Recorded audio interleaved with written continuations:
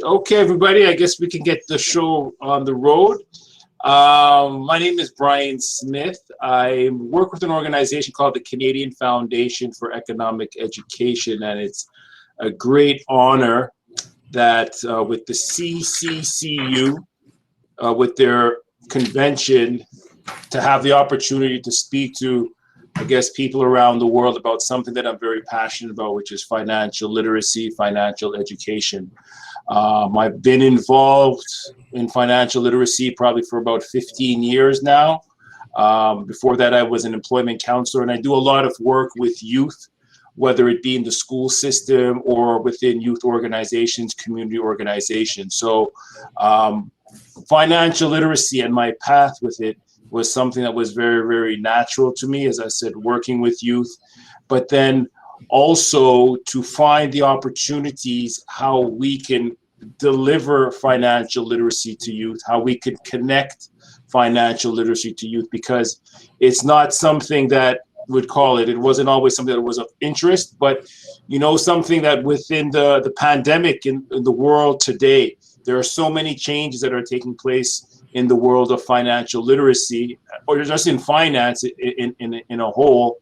And I think that I'm not gonna say I think that we have an obligation for all of us to find ways to get financial literacy into our schools, financial literacy into our youth, and for us too as well. I mean, the whole cycle of money or finance from the time a child is born to when somebody finally transitions, everything in between, there's so many decisions that have to be made on an everyday basis with financial literacy. So we do have, at least for me, a moral obligation to find ways how we can deliver. So today what I'm actually going to do, I'm going to go through a PowerPoint about some of the things that we do at the foundation as far as when we want to deliver financial literacy towards a young audience. We do offer financial literacy also, just to let you know, for seniors. I'm based here in Canada. We have a lot of resources that are also available for new immigrant youth and new immigrants, because their experiences are different, and how we deliver financial literacy to them is different.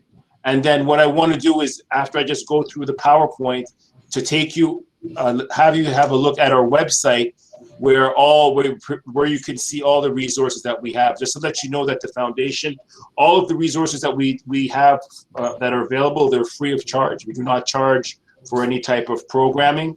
We do have the opportunity and the privilege of having some financial institutions that are there to support our work so that we can make it available. So I'm going to just share my screen right now.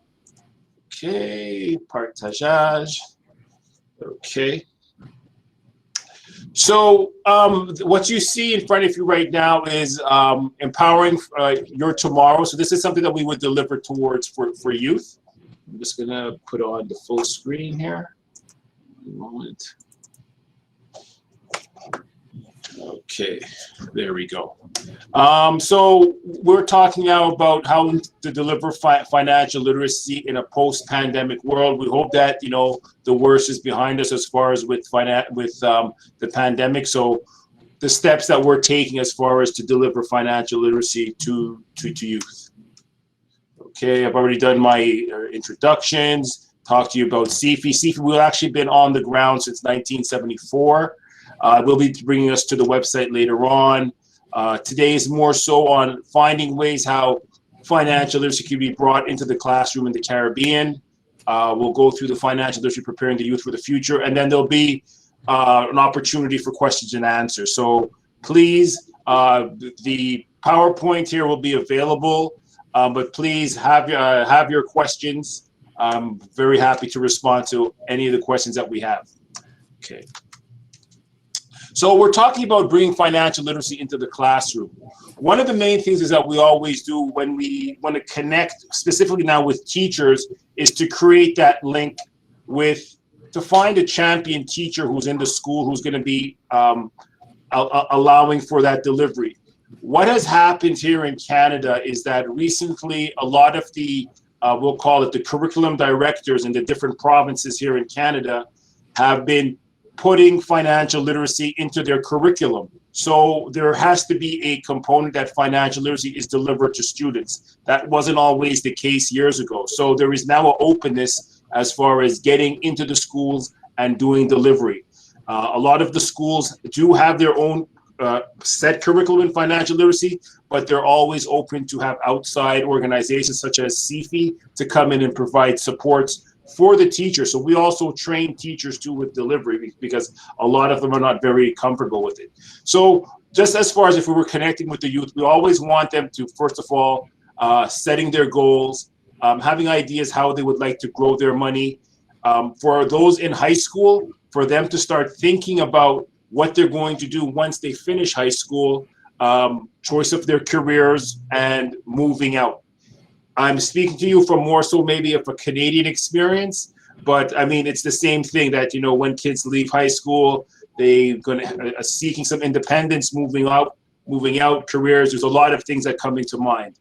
And then something too that there needs to be a lot more education on as far as with credit cards. Unfortunately, a lot of people, and I would, and even a lot of adults too, are not really 100% sure how credit cards function, and we're talking about levels of interest. Credit cards can be the first thing that probably puts somebody into that vicious cycle of debt. But if you know how to use your credit cards properly, it could be a bonus. Also there too, when it's connecting with youth, talking to them about student loans for those of who want to maybe continue their educational journey. Okay. Setting goals, we talk to them about, you know, life events, talking about values, culture, experience. Everybody's experience is different. And something which is very important too as well is the family unit, because we also have a program which is called Talk with Our Kids About Money, where we try to encourage the families themselves to start to open up their minds and have some discussions about money and planning and preparing for the future. Okay, these are things that may change over time, because as somebody becomes more financially literate, their points of view may change. And we find that youth who are, we'll call it, more financially literate, are able to make better decisions once they continue to go through the cycle of life. Okay. We talked to them about accomplishing goals. So being clear as far as what your goals are going to be. And something that is very important is we're talking about their passion. Have an idea what your goals cost, because as a youth, when we always talk about time is money, some people will invest a lot of time, but for some reason, there might not be a financial reward at the end. So speaking with kids about, you know, what they'd like to do as their careers, a lot of them have said, you know what, they want to have a job that's going to pay them a lot of money, but it's important that they have an action plan about how they're going to go to get there. And the whole financial literacy aspect plays a big role in there.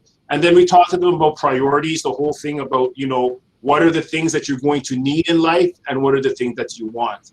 And unfortunately, through, we call it social media, just the regular media, things, advertising, we're constantly bombarded with all different types of advertising. So sometimes we call it the corporate world may want to promote things that are basically wants, but they want to promote them to the youth and say, you need to have this, you need to have the newest iPhone, you need to have the newest laptop, you need to have the newest car. But that's not necessarily the case. And that also too leads to a result where a lot of people will get into debt. So we talk about that, the whole needs and the wants and determining that. So we have goals and activities, providing youth as far as, you know, what are the things that you could, you know, what are your goals in life? What are the opportunities that you're going to have in life? And we also have various links to different resources online that could, you know, provide us supports for teachers or parents. It's like, okay. The next thing there, the most important thing is that we always talk about, talking to youth about what is a budget, how to earn money, how to save money, how to spend money, also how to share money too as well. We talk about, you know, donations, people giving their time, volunteering. It's something that's also very important for youth. And then, you know, we talk about the whole thing with your income, your expenses, and what's left over is your savings. And now that you have some money, maybe you have your first job, what do you do with this money that you have? And unfortunately, as I said, just through society, advertising, we're in a culture where spending is the thing to do, and we don't want to always have that. Yes, you're to enjoy this. We call it in French is joie de vivre, but you also to start to plan for the future, and it's important.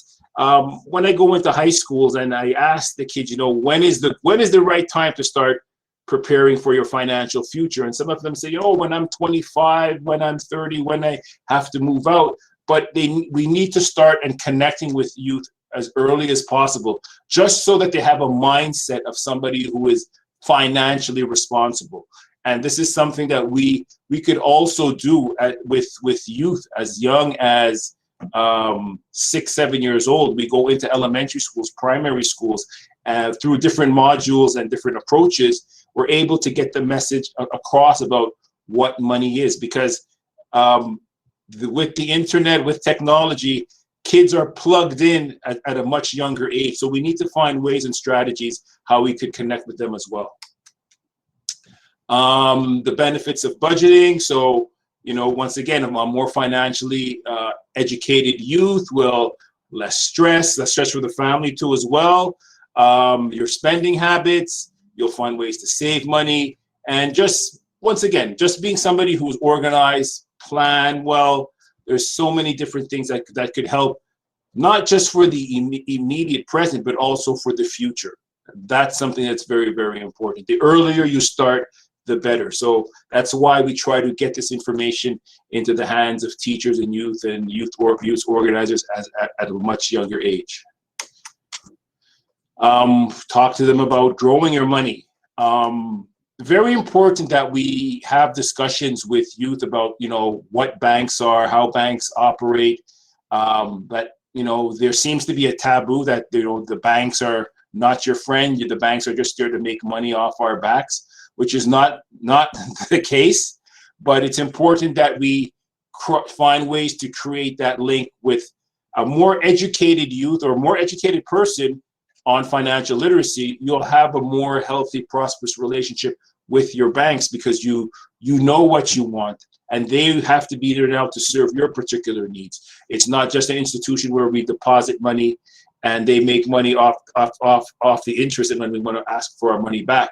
So finding ways, strategies, how we can, develop that relationship, healthy relationships between the public, the community, and the banking system. Okay. This is more so talking about growing your money on long-term aspects. Something I'll say this, and I don't know if it's the case with a lot of the people on here, but with the pandemic, a lot of people have been spending a lot more time online. With the pandemic, a lot of people have been investing money online whether it could be within the stock market. Today we live in a world of cryptocurrency. Important that we educate the public about these particular things, because yes, the stock market is a way to grow your wealth, but if you do not know what you're doing, and I'll call it the drive where people are saying, well, it's easy money, you could put money into the market, you could put money into Bitcoin and all these different cryptocurrencies and you could make money. Yes, you can, but if you don't know what you're doing, you could lose money very, very quickly. So because it's there, it's important that we have these discussions too as well. So I had mentioned there, stocks, it can be very volatile depending on the risk of the person, but, talk about stocks, mutual funds, real estate, wills, and, there's so many different things, moving components. So it's important that we have these discussions as well. Brian, sorry to interrupt again, but we're not seeing the slides as you move through them. So we are still stuck on the first slide that says empowering your future, building your financial. Wow. Yes. Oh, okay. So you know what? Let me come out of this. Come out of the. I apologize for that because I see it on my side. Mr. Smith, yes. When you're sharing, are you sharing the window or are you sharing your entire screen or a Chrome tab? I was sharing my window. Okay. When you share your window, just go ahead and try to put it on slide share mode and not presenter mode. We do note that some presenters have had issue when they try to use presenter mode versus just the regular slide share mode or Okay, slideshow so mode. Mhm. okay, so I'm gonna go into my share screen. You said go into full screen? you No, said? share window Share window. and Okay. select the presentation. Select the presentation. And Share it. uh-huh, Okay, I'm gonna share it. and click on slideshow. Slideshow. There's an icon to the bottom, almost to the bottom right of your screen. Yeah, I see it there. Mhm.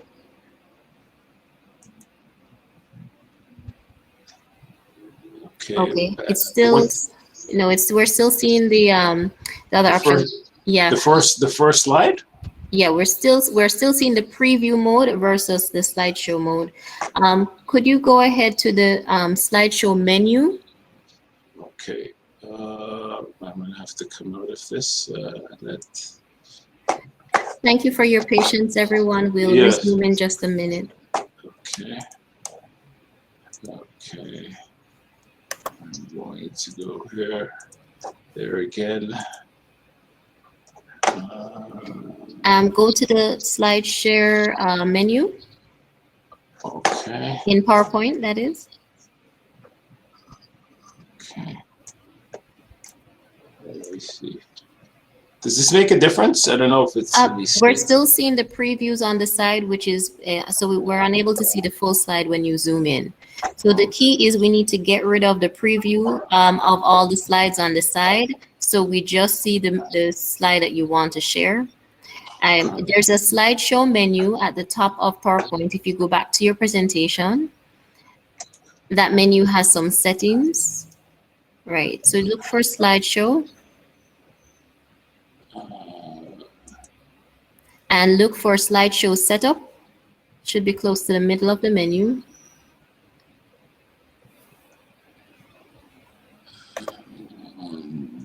All right, let's see. I'm not, okay. Does that make a difference? No, it doesn't. No. You didn't open the slideshow setup menu though, and it is in another language, so you may need to assist me with that. Oh, no. Okay. Oh, wait, no, am I just, yes, it's in another language. Okay. Okay. Come on, let's go again. Fadi Polama. Okay. Okay. You know, let me take the. I can basically go on to the. I'm gonna go back and go into the website, and I think that will probably. The same things that I'm talking about. I could basically take them through the website. Alternatively as well, you could just try sharing your entire screen and just put in the presentation on full screen mode. Instead, if we're having issue with sharing through the window, we could just give that a try first because we'd love to see the presentation. Definitely.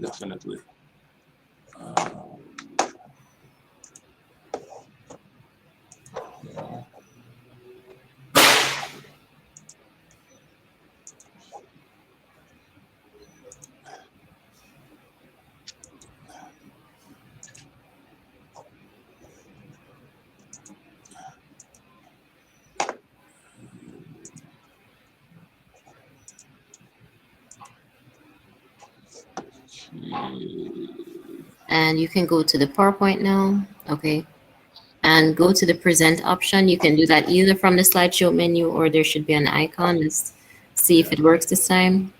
Yes, perfect. Well, we're seeing it in presenter mode, which still shows one large and one small option. Okay. What we want is to get to where you don't have the previews at all. Okay. Do you see, do you see growing your money? Is that what you see on the screen right now? That's exactly what we're seeing. And if someone in the comments could just let me know if they're seeing this a little better. And please note as well for the audience, right below where the presentation is on the right-hand side, there are there is a little almost a square that you can click on that will make the presentation much larger. And you can use that as well to ensure that you can have a better view of the slides. Thank you so much. Okay. All right. So is everybody sorry for the technical call it challenge? So I was talking to you about growing your money. So it's important that we have these discussions around financial literacy with kids as young as possible. You'd be amazed at the questions that come from even kids in elementary school, primary school, because as I said, when they exposed to money, they see a credit card, they may ask you, what is this used for? So it's very, very important, as I said, the earlier that we can have these discussions with the kids, the better it will be. Okay. All right. So next. Okay. So I'll be taking you to the CFE website once I get through the PowerPoint here. Okay. Something that's very important too as well, and it all falls in as far as making decisions. More so, as I said, from a youth aspect. What is the difference between a job and career? We talk to them about things, how much education will cost. Is income potential the most important thing? As I said before, for some kids, their decision aspects as far as what they want to do as a career or choices, it may be motivated by money. That's not the case for everybody, but that's something that comes back on a regular basis. I'm just going to take you to the next slide here. This is once again from a Canadian aspect, and it kind of gives a breakdown as far as when you want to talk to kids about where money is going to be going to for somebody who's going to, say, be going to a university or college. And this is a breakdown that you see as far as what it would be on average if somebody actually had to go away to school. So you kind of have a breakdown of it.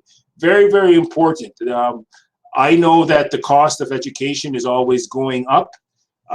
For those who are fortunate to get a bursary or a scholarship, it helps out. But it's important that planning early for a parent or for the individual themselves, that they'll have money to pay for their education. Okay. All right. And this is just something that we had from a breakdown determining costs, how much things are going to cost us for going away to school. Okay. I had mentioned to you about budgeting the basics. So talk about income, expenses, and debt, savings. Providing some guidelines as far as for youth, as far as, you know, for them to earn an income, whether they want to work full-time or part-time, a breakdown. Some may already have savings. We're talking about funds from parents. I just mentioned for about scholarships and bursaries. Very important that a youth or parent who has an idea about how much it's really going to cost to, you know, I guess get ahead in life as far as going away to school or just living expenses. The earlier we can get this into the minds of the youth, the better it will be for them. And they're also at the same time able to attach a value to money itself. An exercise that I do for a lot of high school students is that I take them to the grocery store, and these are kids who are used to living at home, but we go to the grocery store and then they really have an idea and seeing how much things really cost. And for a parent, it could be a very eye-opening experience for them, because, you know, you as a parent, you know that, you know, you have, whether you're a business owner, which, you know, that would be great. But if you're working for somebody, you have a certain amount of income that comes in. And doing an exercise like that, the child can actually see how much food costs, how much clothes cost, how much, you know, whether it be electrical appliances or consumer electronics, and having that, they could put a value to it. And it could work out in a point too as well, when the child now gets their first job, and maybe the parent is able to cut the cord, we call it the financial cord. The child now is on their own, and they have an idea now about how much things really are going to cost. Okay, so there, you know, how much you're spending: books, food, technology, entertainment, accommodations. We unfortunately live in a a society where spending is encouraging, not too much as far as with the saving. So it's very, very important that we kind of try to have a shift in that mentality. And oh, wonderful. Yes, we have a shift in this mentality about how we are going to go about it and getting things done. Okay, this is more so at near the end of the life cycle, not the life cycle, but when the child now moves out, giving them a breakdown about how are you going to be prepared to take on that new responsibility. So this is something as far as more targeted towards, we'd call it the kids who are at their end of their secondary school. It used to be the thing is that once a child turns 18, they move out on their own. I don't know if it's the case where you are, but there are kids who are staying home now till they're 25 into their 30s just because of financial challenges. It's not there. There's not too much jobs. We're living in a very times of uncertainty. So, and also changes in the workforce too as well. There are a lot of jobs that are being eliminated, but there's also a lot of jobs that are being created too as well. And that's something that we also try to instill to prepare the youth for the future.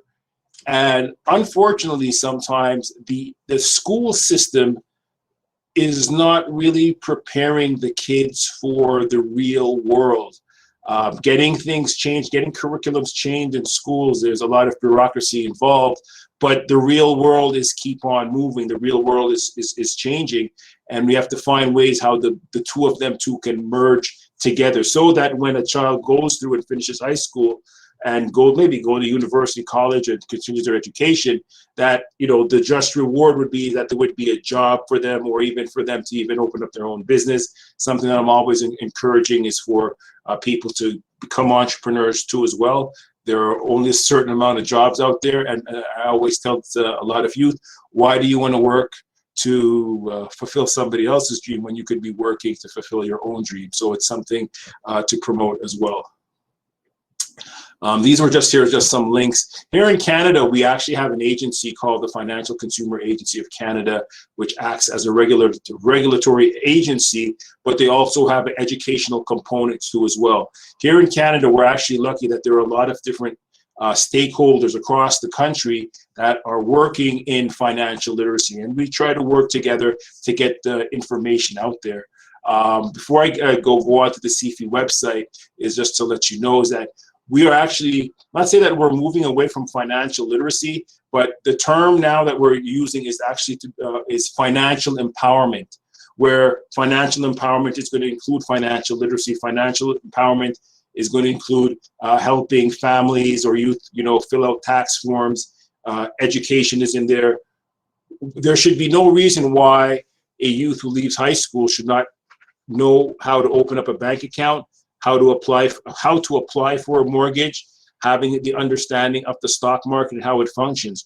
There's no reason why that somebody who leaves high school should not have this information. So we are moving towards financial empowerment, where we can provide the tools and the resources for each resident, each citizen in Canada to have access to it. Because specifically for, we call it those who are in low socioeconomic, you know, who have low socioeconomic challenges, it can be very, very devastating for them. And it allows them to kind of break the circle, the vicious cycle of poverty. I was just talking here about borrowing. What a lot of kids borrow money for is buy cell phones, leasing a car, student loans, credit cards. I mentioned a little bit before about credit card debt. And how they're promoted towards us, you know, as far as fees, rewards, retail cards, cash advances. We have various websites that also provide supports where a person could actually choose the best credit card for he or she. So that's something that is very good too as well. We're not going to go into the questions right now. I'm going to come out, and I'm actually going to take us to the CFI website. So I'm going to come out of this. I'm going to put the end of the diapo, go back here. And I'm going to take everybody now to the CFI website. Okay.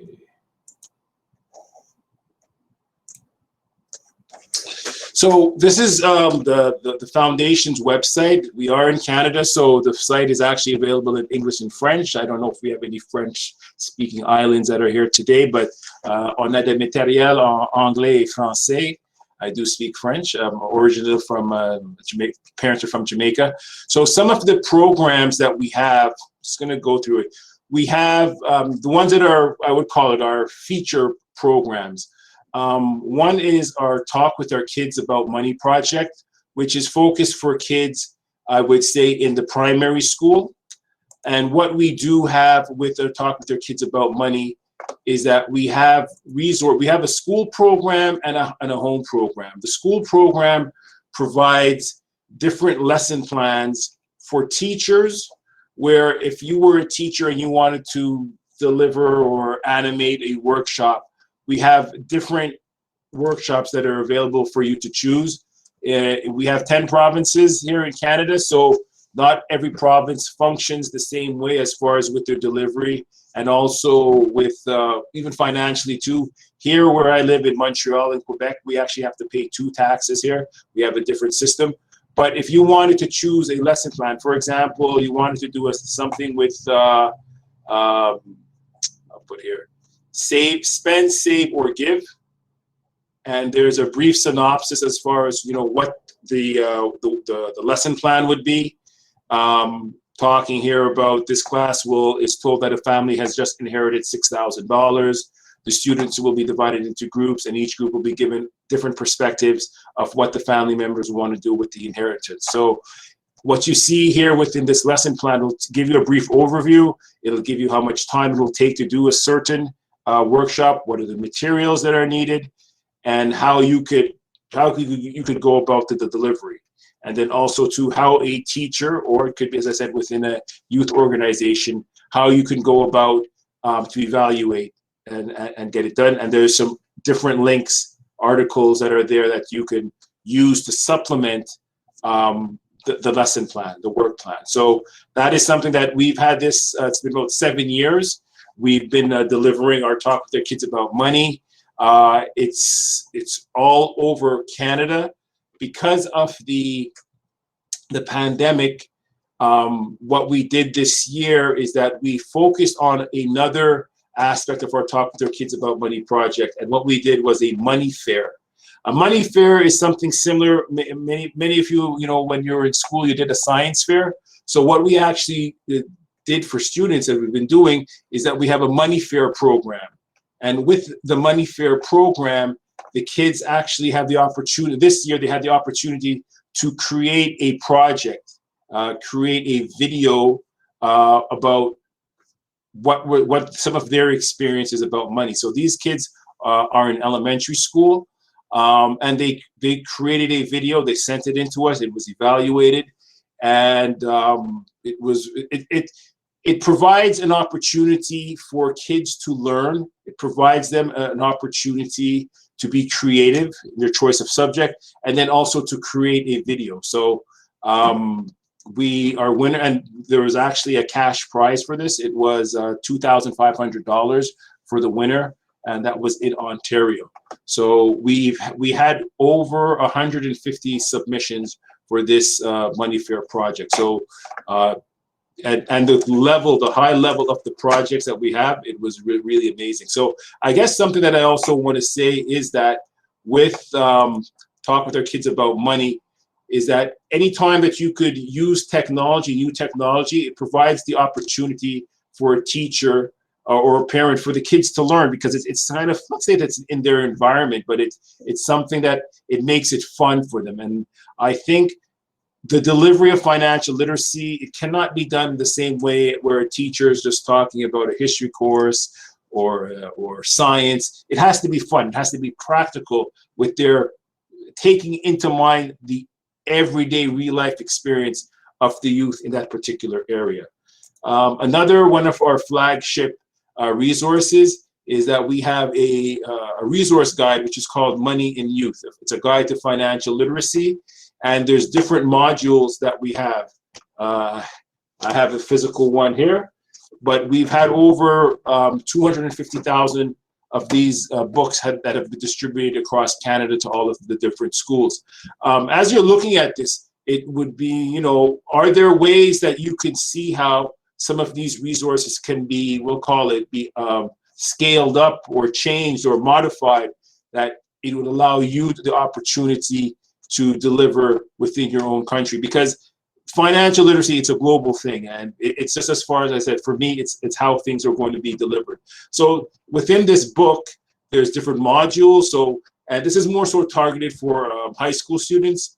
Your money decisions, who's in control, your goals and your values, your goals, something to do.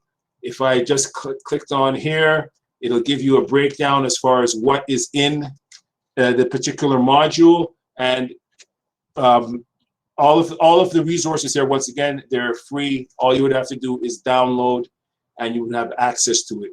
If you were a teacher, there's also a teacher's guide that you can also download if you need assistance to help deliver the workshop.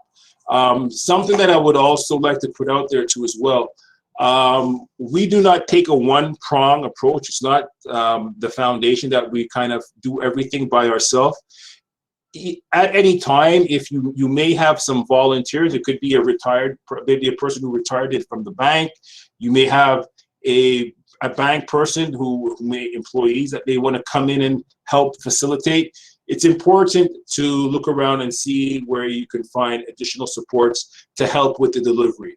One of the things with the pandemic, once again, and we're available, but technology has allowed us now that I can come and do workshops online from my computer, doing it online. It's not the same thing as doing it face-to-face with the kids, but it has allowed us to reach out to more people. So, and it's something that we're always looking to try to perfection it. You know, at the beginning of the pandemic, it was a little bit of touch and go as far as when we were delivering our workshops, but we this year have delivered workshops to over 7,000 Canadians online, and it's been a very, very rewarding experience. Just seeing whether it be youth or seniors or new immigrants coming online and learning and sharing information. So once again, when we're talking about financial literacy, yes, focus isn't for the youth, but seniors need it.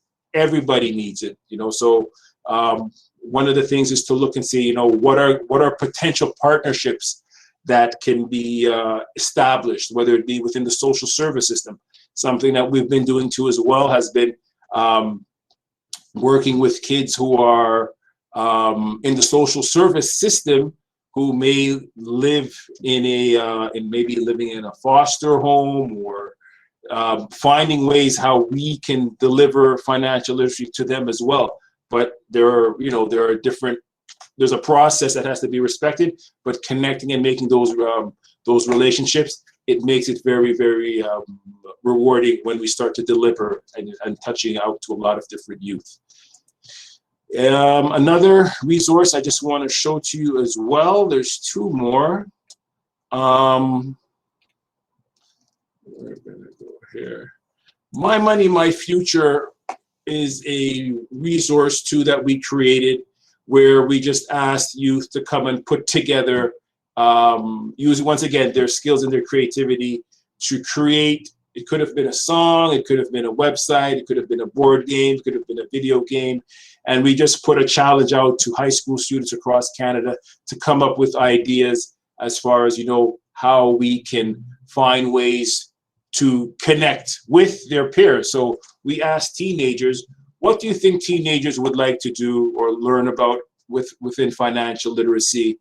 And whether it be a game, a board game. So the actual winners this year is that we had in Ottawa, Ontario, here in Canada, they had put together a board game which was called Breadwinner. And literally, it's just a board game where it kind of takes kids through the different aspects of life, similar to like Monopoly. You know, you roll a dice, you move on, and taking it into mind all of the different things that a person would go through, a youth would go through daily life here living in Canada. So as I said, ideas, gamification, Those things are, you know, the new way to go.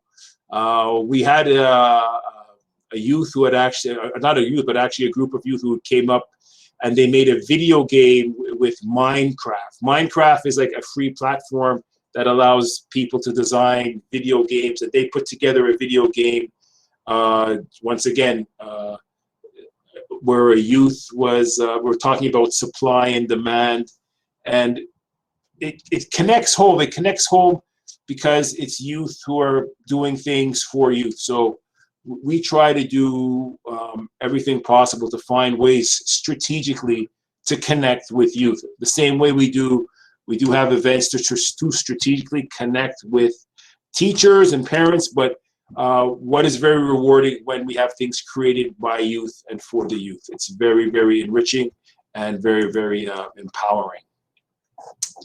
And one last thing that I'd like to show you too as well. I don't know if anybody there is familiar. Well, actually here in Quebec, we have a company called Just for Laughs. It's a comedy festival, a very large comedy festival worldwide. So it's Just for Laughs. And a few years ago, we put together a video project with them where there are these small 2 to 3 minute videos that use comedy, right? They're skits. But within the skits, there's a financial lesson plan here. This first one here, where it says minding your money, you see there's a older man and he's trying to write down the password of somebody who's putting in their code. So we're talking about fraud prevention. With all of these, there are teaching materials that are available. So this just came out of an idea where the people from Just for Laughs, they contacted us and they said, you know what, we'd like to do something in education. We work in financial literacy, and we just came up with, you know, different, within this website, there's about 10, we call them vignettes, or we call them small videos that are all humorous in nature, but they carry a message. And I found that this really, because there's humor in there, as I said, but it also shows us some of the everyday things that people go through, and a lot of this, you know, a lot of talking about fraud prevention. So we try to open up our minds as far as how we want to deliver financial literacy. We don't do everything. It's not something that is one way for everybody. Everybody has different experiences, but using a vast, we'd call it resources. So using the websites, there's partners involved. You may have, you know, banks involved, teachers involved, social workers.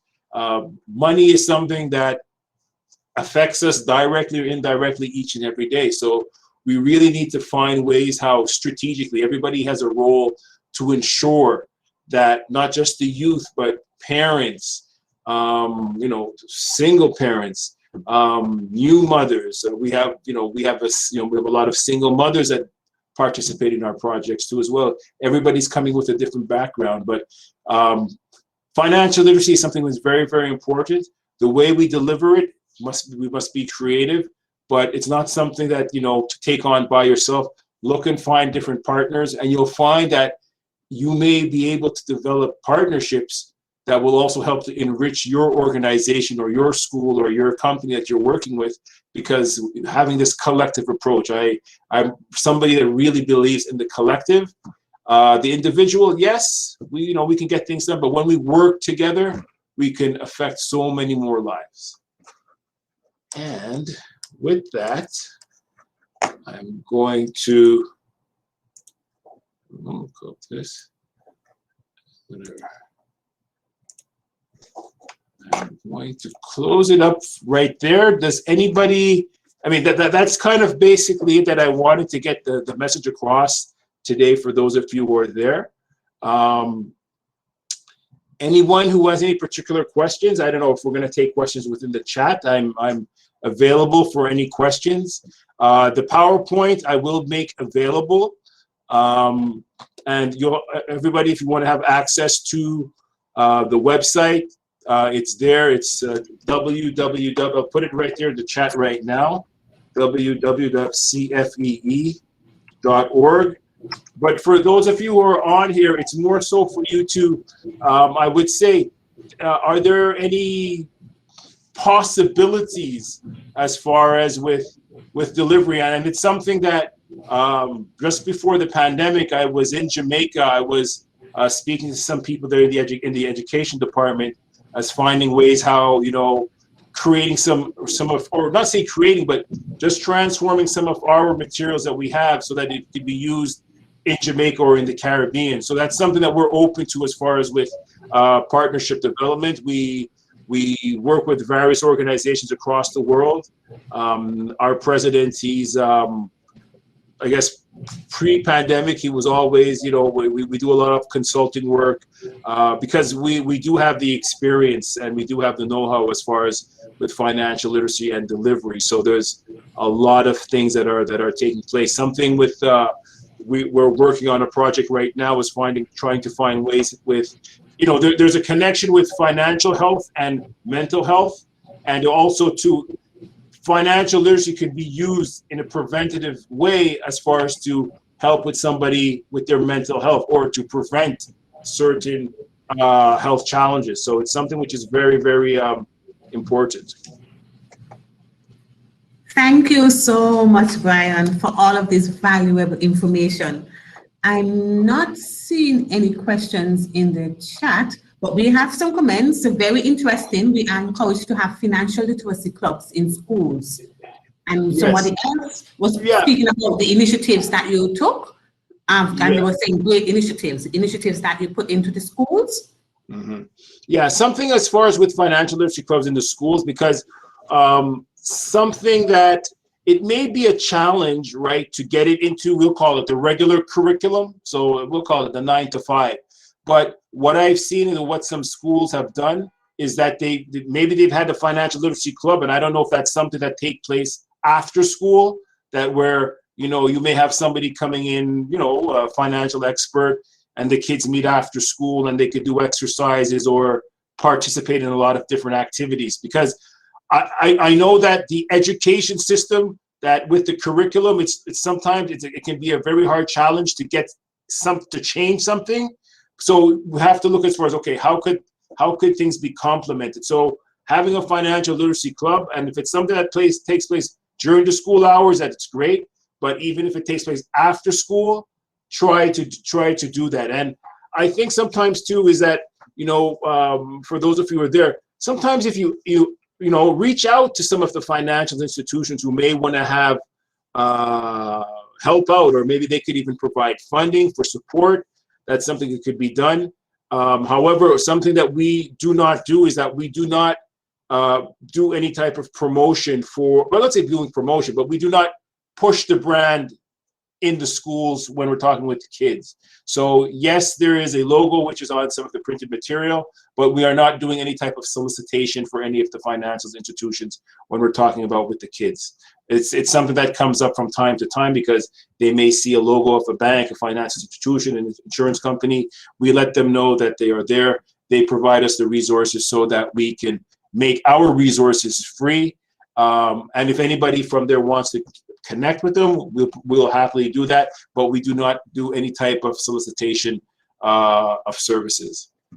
I said here, I really like the approach where you view financial literacy from all angles: single parents, teenagers, two-parent. Yes, it's very important. We have to be able to adapt. You know, what is the nuclear family? What is the new family? What does that look like? In every country, it's a different role. We see in certain families, certain cultures where it's encouraged for the kids to stay home to a particular age because if you look at the family as a financial unit, you can grow and make money. And, you know, now that when you've reached a certain level, okay, now you branch off, you start, and all the supports are there. All, you know, so, you know, a lot of my friends, here in Canada, but my Italian friends, within their culture, it's to say that, you know, the kid will live home until he makes a lot of money, enough money, he can move out, and the parent is there to provide that little boost so that they could go out. And I'm not going to say that I'm not going to say we, but it seems that in certain cultures, we're always starting from zero. So we have to look at the family as a financial unit. It's very, very important. And it can be something which can be very, very empowering. As I said, in certain cultures, it's promoted. Okay, the reason why I say that is because the culture is to teach in a tunnel vision manner, not inclusive of children. Yeah, exactly. Exactly. It's, as I said, we have to have an open mind when we're talking about financial literacy. And as I said, not everybody's the same way. You would be very surprised the way certain people who are living in poverty, how they respond to certain resources that are even there to benefit them, but they don't use it because there's other things, we'll call it other priorities that are there. So we had to go back sometimes and say, look at ways how we are going to deliver it to a particular clientele. And it's important. And even here in Canada, we have a lot of new immigrants. So some of our materials too is translated in different languages. Who's doing the delivery? It needs to be, it would always be in your best, the best case scenario, even before you're going to deliver to a particular group, and it can even be for the kids, is that to do a pre-evaluation. So you kind of have an idea what they know and maybe what they want to know, what they want to know about, and then also to do a post-evaluation. So we do that. We do a pre-evaluation. Once the workshop is done, we do a post-evaluation to find out, what they thought about it, getting their feedback. And this is done for the kids and also for teachers as well. So we're always looking to get feedback from teachers because, anybody could be teachers and parents because those are the people who are going to be in touch with the youth, the most and have influence. Thank you so much, Brian. And what I took away from this session was your point about financial empowerment, understanding, like having these children learn about financial literacy from a young age. I think here in the Caribbean, we tend to have persons study more about gaining the number of subjects, but we don't have well-rounded individuals. And I think financial literacy needs to definitely start from the primary schools. And that is something that we and our education system can probably think about implementing in the future. So I want to thank you so much for your presentation. Yes, well, I want to thank you very much for providing us with the opportunity to come on the presentation today. It's, as I said, it's something which I'm very passionate about. I could go on for another 5 hours, but we have a lot of other speakers that are there, and I'm going to log into as well. And for anybody who came on here today, thank you very much for taking the opportunity. I hope that after this, there can be a way that we could all still keep in contact with each other, because I think that's very, very important. And as I said, I want to thank the CCCU for providing the Canadian Foundation for Economic Education the opportunity to come on here today. So I guess one of the things with the pandemic is, as I said, it's allowed us to use platforms how we could communicate and get our message out. And everybody, as I said, thank you very much for your very kind comments. And I said that hopefully, once, your brain keeps on going and stuff like that, there could be an opportunity for us to have discussions online, and I'd be very open to do it. So with that, everybody enjoy the rest of the conference. And once again, as I said, this is your 63rd conference. So yes. I'm looking forward to 64. Yes, indeed. Thanks, Brian. Thank you very much.